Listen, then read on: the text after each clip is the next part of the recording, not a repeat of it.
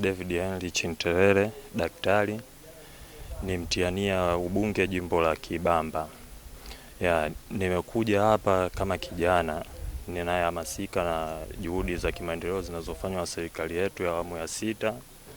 Kwa hiyo nimeamua na mimi badala ya kuchoka kutuma watu waje watuwakilishe, basi mimi nimeamua kujituma kwa maslahi mapana ya vijana na jamii yetu kwa ujumla.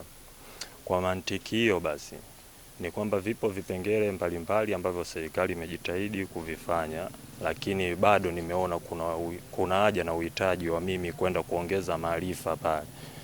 Kwa maana hiyo, maeneo ambayo tutatarget sana ambao mimi amenisukuma ni kwenye ubora na uboreshaji wa elimu yetu, mazingira kwa maana ya miundombinu ya maji pamoja na barabara, lakini pia hali za kiuchumi za wananchi. Sasa tukiangalia katika eneo la ajira, vijana ni 70% ya hili taifa. Kwa maana hiyo basi nguvu kazi hii kila siku tumekuwa tukisikia, licha ya juhudi zinazofanywa na serikali yetu katika kuboresha mazingira na kutengeneza ajira mbalimbali, lakini inaonekana bado changamoto ipo. Kwa hiyo nahitaji kwenda kuonyesha na kuongeza ujuzi wangu na maarifa yangu katika namna ya kuvumbua ajira nyingine mpya. Sasa kuna mambo tunaangalia ambao bado kwa nchi yetu bado yapo nyuma sana na Afrika kwa ujumla. Sasa kwenye masuala ya ajira zile ambazo si za moja kwa moja, lakini ni ajira kwa wenzetu. Sasa tukiangalia masuala ya digital currency, nafikiri wote tunafahamu. Kwa hiyo ni namna tu ya kutengeneza awareness au ule uelewa kwa jamii jinsi hayo mambo. Lakini pia tunalalamikia jimbo letu la Kibamba ni jimbo ambalo ni jipya, lakini na hii wilaya yetu ya Ubungo bado ni mpya. Kwa hiyo maendeleo bado yapo nyuma.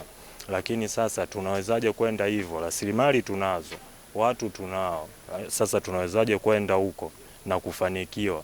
Maana yake ni lazima tukomboe hii jamii yetu kwa ujumla.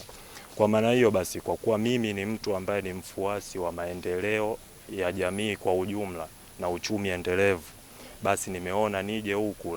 Kwa hiyo hatua ambazo ninazokusudia mimi kufanya nitakapopata hii nafasi ni kwenda kuboresha uwezo wa watu kutambua fursa zilizopo kwenye maeneo yao na namna bora ya kuzitumia.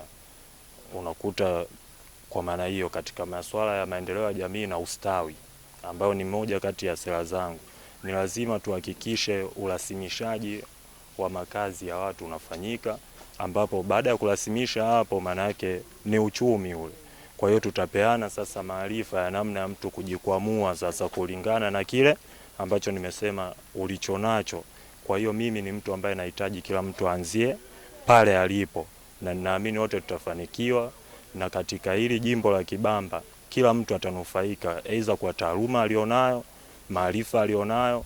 Maana ninayo mipango ya kuweka database, lakini kupeleka hoja zangu kule bungeni kama nitapata nafasi, kuzipeleka hoja zangu bungeni ambazo zitaleta maendeleo endelevu kwa jamii yetu.